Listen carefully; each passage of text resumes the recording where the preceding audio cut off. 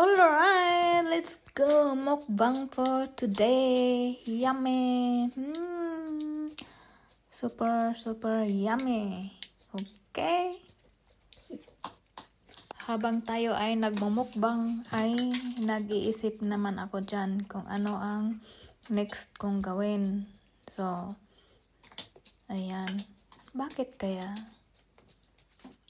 Bakit kaya na busog ako ngayon? Dami kong nakain mga langka. Super dami.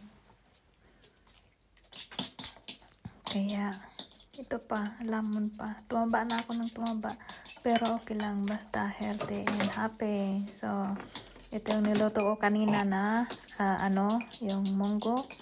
Kaya ito, kinain ko to. Ayan. Munti ko nang hindi yan maubos, pero nandyan na eh. Kaya, pag mukbang ay ubos. Zero balance. Kagaya sa aking